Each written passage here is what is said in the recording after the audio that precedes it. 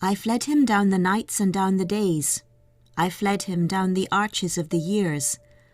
I fled him down the labyrinthine ways of my own mind, and in the mist of tears I hid from him, and under running laughter.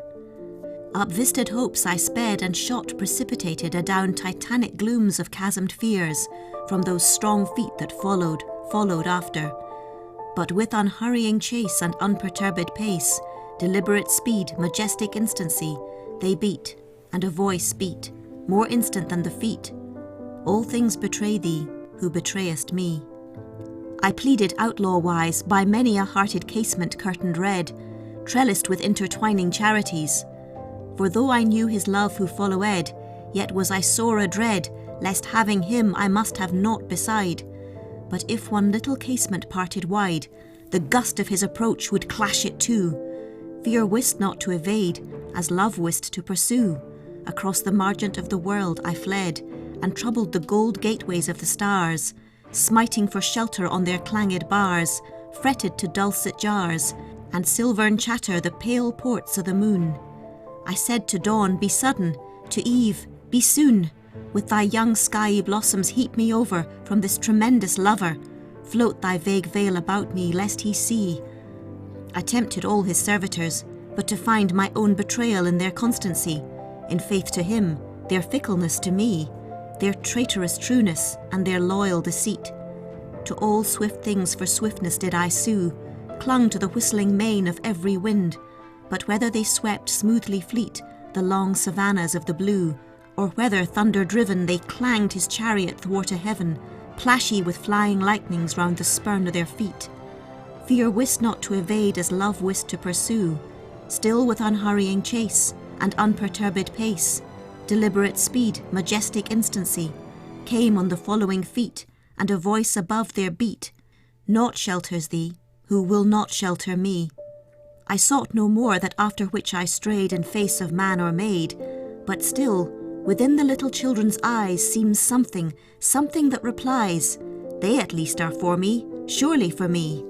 I turned me to them very wistfully, but just as their young eyes grew sudden fair, with dawning answers there, their angel plucked them from me by the hair.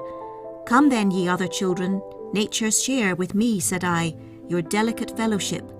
Let me greet you lip to lip, let me twine you with caresses, wantoning with our Lady Mother's vagrant tresses, banqueting with her in her wind-walled palace, underneath her azure dais, quaffing as your taintless way is, from a chalice, lucent weeping out of the dayspring. So it was done. I and their delicate fellowship was one, drew the bolt of nature's secrecies. I knew all the swift importings on the wilful face of skies. I knew how the clouds arise, spumed of the wild sea snortings. All that's born or dies, rose and drooped with, made them shapers of mine own moods, or wailful or divine. With them joyed, and was bereaven. I was heavy with the even, when she lit her glimmering tapers round the day's dead sanctities. I laughed in the morning's eyes. I triumphed and I saddened with all weather. Heaven and I wept together, and its sweet tears were salt with mortal mine. Against the red throb of its sunset heart I laid my own to beat, and share commingling heat. But not by that was eased my human smart. In vain my tears were wet on heaven's grey cheek. For we know not what each other says, these things and I. In sound I speak, their sound is but their stir. They speak by silences.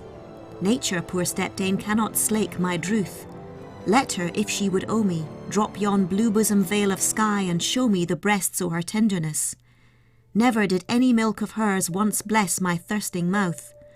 Nigh and nigh draws the chase with unperturbed pace, deliberate speed, majestic instancy, and past those noised feet a voice comes yet more fleet.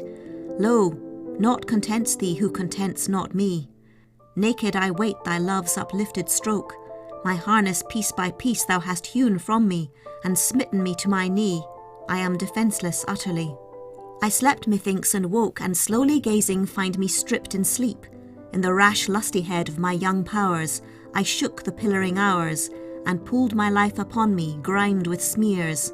I stand amid the dust o' the mounded years, my mangled youth lies dead beneath the heap.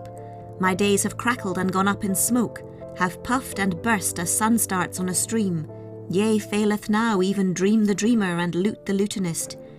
Even the linked fantasies in whose blossomy twist I swung the earth a trinket at my wrist are yielding, cords of all too weak account for earth with heavy griefs so overplussed.